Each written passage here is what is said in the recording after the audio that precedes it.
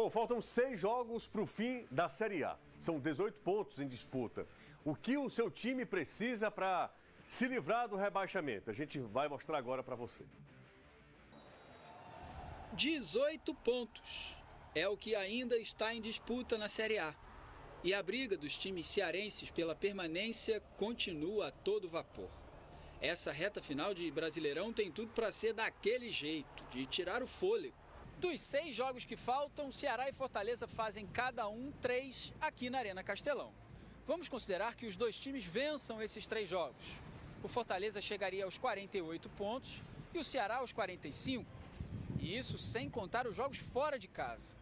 Ou seja, basta aos dois vencer as partidas que fazem aqui para garantir a permanência na Série A do ano que vem. E essa é a torcida do futebolês. Afinal, não só os jogadores e torcedores preferem a Série A, preferem os principais adversários do Brasil. A imprensa também. Na verdade, todo mundo que trabalha com o futebol cearense sabe da importância que é ter os dois times na elite. Eu torço muito para que isso aconteça, duas equipes que podem permanecer na Série A. Eu acho que seria de vital importância para o futebol cearense, para o crescimento, para o desenvolvimento, para a estruturação, para que um carregue o outro. Seria de vital importância que as duas equipes ficassem. E não é pelo bairrismo, pelo que as duas equipes apresentam dentro do campo. Eu acho que elas têm competitividade e competência suficiente para estar na Série A de 2020.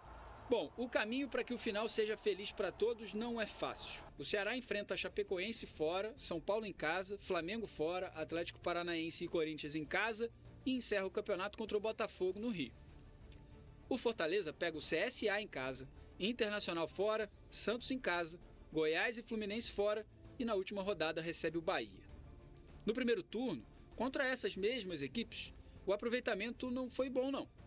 O Ceará, por exemplo, só venceu a Chapecoense. Perdeu para o São Paulo, para o Flamengo e Atlético Paranaense. E empatou com Corinthians e Botafogo. Somou 5 dos 18 pontos. O Fortaleza venceu o CSA e o Goiás. Empatou com o Bahia e com o Santos e perdeu para o Internacional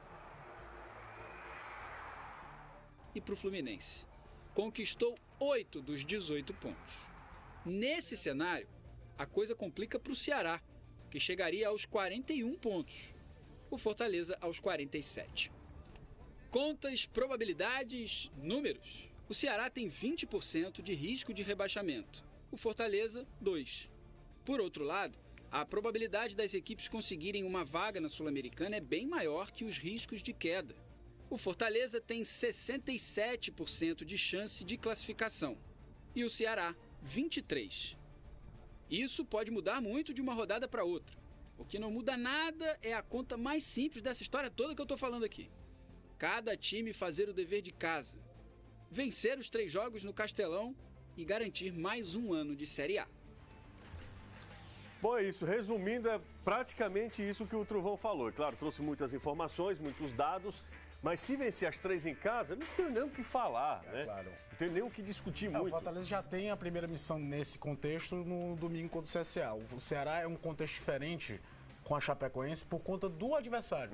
De ser um time que está numa zona de rebaixamento, quase que praticamente rebaixado. Ninguém acredita muito que Chapecoense e Avaí vão conseguir uma recuperação espetacular. E aí bater aquela história de fazer 6 pontos no adversário direto. Que seria, né? O Ceará vencer por 4-1 a Chapecoense no primeiro turno, buscar esses 3 pontos lá para depois até ter uma folga nessa conta. Porque essa conta, no caso do Ceará, de 3 vitórias em casa, 45 pontos e não rebaixamento, ela não tem margem para erro.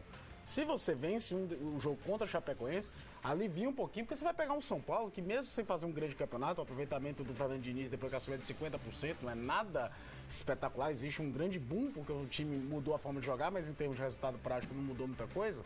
Mas você joga com uma margem de erro ali, de conseguir um empate. Isso, repito, caso vença a Chapecoense. O peso desse jogo de domingo é muito grande. Muito grande. E realmente essas projeções vão mudando, a gente não é estatístico, mas vão mudando de acordo com os resultados da rodada. O Fluminense ganhar do São Paulo no Morumbi, mexeu muito nessa configuração toda.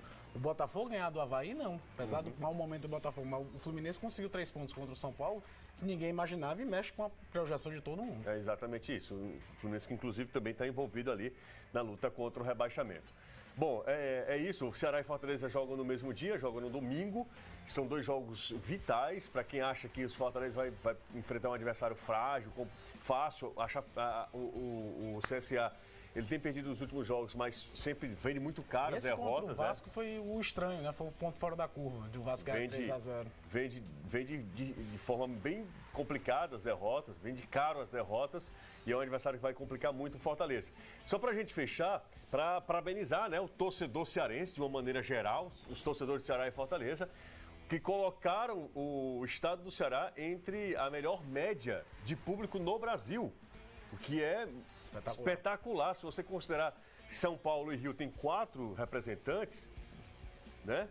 E o Flamengo, que aí numa situação assim, à parte, Ceará e Fortaleza, em relação a estados, colocam o estado do Ceará com a melhor média de público da Série A do Campeonato Brasileiro. E o Fortaleza, especialmente Fortaleza, ele ultrapassa o São Paulo, só fica atrás de Flamengo e Corinthians na 3ª melhor média de público do futebol brasileiro da Série A. É impressionante mesmo, só mostra a força das nossas torcidas.